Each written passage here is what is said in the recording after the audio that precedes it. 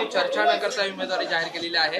कदाचित उमेदवार जो आहे तो काँग्रेसही देऊ शकतो, कसं पाहता? महाविकास आघाडीचे उमेदवार म्हणून अंबादास दानवेंची उमेदवारी शिवसेनेचे पक्षप्रमुख माननीय उद्धवजी ठाकरे यांनी जाहीर केलेली आहे. या बाबतीत जर काय कोणाचं कम्युनिकेशन गॅप असेल किंवा कोणाला असं वाटत असेल तर मला नक्की खात्री आहे की आमचे वरिष्ठ नेते सगळ्यांना विश्वासात घेऊन त्यांच्याशी बोलूनच अशा प्रकारची उमेदवारी जाहीर झाली असेल. आणि कोणाच्या मनात काही गैरसमज असेल किंवा कोणाच्या मनात काही अजून याच्या बाबतीतली शंका असेल तर वरिष्ठ पातळीवरती त्याची चर्चा होऊन उद्या महाविकास आघाडीच्या वतीने अंबादास दानवे हे आपला उमेदवारी अर्ज दाखल करतील. पण कुठेतरी काँग्रेस आणि राष्ट्रवादीकडून असं म्हटलं जातं की ते आमच्यासोबत कुठेतरी नाही याच्या बाबतीत पुन्हा एकदा सांगतो, काही कम्युनिकेशन गॅप असेल, चर्चा कोणी करायची हे वरिष्ठ पातळीवरती ठरलं जातं. त्याच्यामुळे त्या पातळीवरती चर्चा झाली नाही झाली याच्या बाबतीत मी सांगू शकत नाही किंवा आम्ही सांगू शकत नाही.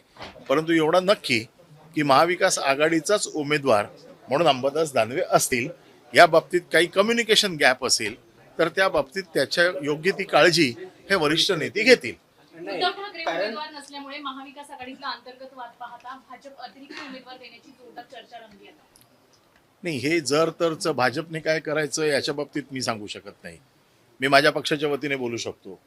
मला एक गोष्ट नक्की माहिती आहे, माझ्या पक्षाचा उमेदवार हा महाविकास आघाडीचा उमेदवार आहे आणि त्यामुळे महाविकास आघाडीचा उमेदवार म्हणूनच ते भरतील.